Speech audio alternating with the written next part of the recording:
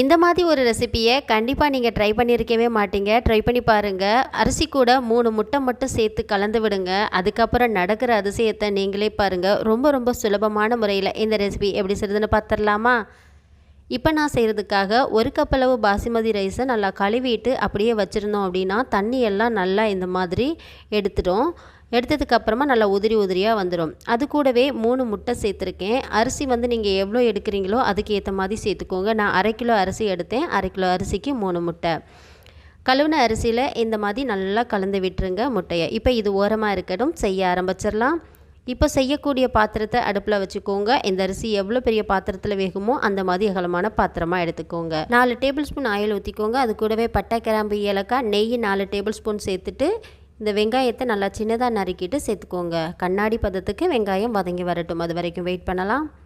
அடுத்ததாக மீடியம் சைஸில் இருக்கக்கூடிய பெரிய தக்காளியாக 1 எடுத்துருக்கேன். மொத்தமாக 50 கிராம் அளவுக்கு இருந்துச்சு. அதையும் நல்லா பொடியாக கட் பண்ணிவிட்டு இந்த மாதிரி சேர்த்துட்டு தேவையான அளவு உப்பு சேர்த்துருங்க. உப்பு சேர்த்துட்டோம் அப்படின்னா சீக்கிரமாகவே நமக்கு மசிஞ்சு வந்துடும்.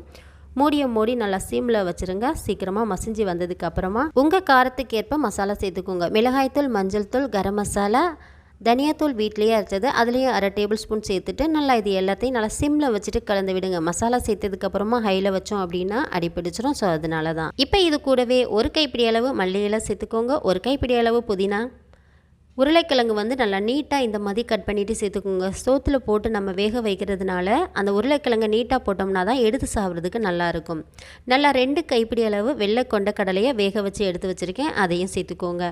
இது கூடவே வேறு ஏதாவது காய்கறிகள் சேர்க்குறதுனா சேர்த்துக்கோங்க. நான் இது மட்டும்தான் எப்போவுமே சேர்த்து செய்வேன். இது ரெண்டும் சேர்த்து செய்யும் போதே ரொம்பவே அருமையாக இருக்கும். இப்போ மூடியை போட்டு மூடிடுங்க. உப்பு எல்லாம் கரெக்டாக இருக்கா அப்படின்னு நல்லா செக் பண்ணிக்கோங்க. நல்லா இப்போது உருளைக்கிழங்கு வெந்து வர்ற வரைக்கும் வெயிட் பண்ணிக்கலாம். இப்போ இது கூடவே 2 டேபிள் ஸ்பூன் வரைக்கும் இஞ்சி பூண்டு பேஸ்ட்டு சேர்த்துக்கோங்க. நம்ம சேர்த்துருக்கக்கூடிய இஞ்சி பூண்டு பேஸ்ட்டோட பச்சை வாசம் போகிற வரைக்கும் அடுப்பை நல்லா மீடியமான ஹீட்டில் வச்சு நல்லா இந்த மாதிரி கலந்து விட்டுக்கோங்க. இப்போ பச்சை வாசம் எல்லாம் போயிருச்சு, நமக்கு கிரேவி ரெடி ஆயிருச்சு. இது கூடவே நம்ம 1 கப்பு ரைஸ் எடுத்திருந்தோம். அதுக்கு வந்து 2 கப் அளவு தண்ணி எடுத்துக்கோங்க. இப்போ மூடியை போட்டு மூடிடுங்க. மூடியை போட்டு மூடி இந்த அளவுக்கு கொதித்ததுக்கப்புறமா உப்பெல்லாம் கரெக்டாக இருக்கான்னு செக் பண்ணிடுங்க. உருளைக்கிழங்கு ஓரளவுக்கு வெந்திருக்கும். இப்போ நம்ம முட்டையில் கலந்து வச்சுருக்கக்கூடிய ரைஸ் எல்லாத்தையுமே இந்த டைமில் சேர்த்துக்கோங்க. இப்போ நம்ம அடுப்பை மீடியமான ஹீட்டில் வச்சுட்டு அரிசி எல்லாமே சேர்த்தாச்சு. இது எல்லாத்தையும் நல்லா இந்த மாதிரி கரண்டியை வச்சு கலந்து விடுங்க. முட்டையில் சேர்த்ததுனால கொஞ்சம் அப்படியே எல்லாம் ஒட்டின மாதிரி இருக்கும். தண்ணியில் சேர்த்ததுக்கப்புறமா எல்லா ரைஸுமே தனித்தனியாக பிரிஞ்சு வரும். அடுப்பை நல்லா ஹையில் வச்சுட்டு ஒரு மூடியை போட்டு மூடி விட்டுருங்க. தண்ணி இந்தளவுக்கு நல்லா வற்றி வந்ததுக்கப்புறமா 2 டைமுக்கு நல்லா மேலேருந்து கீழே இந்த மாதிரி தனித்தனியாக பிரித்து எடுத்து விடுங்க.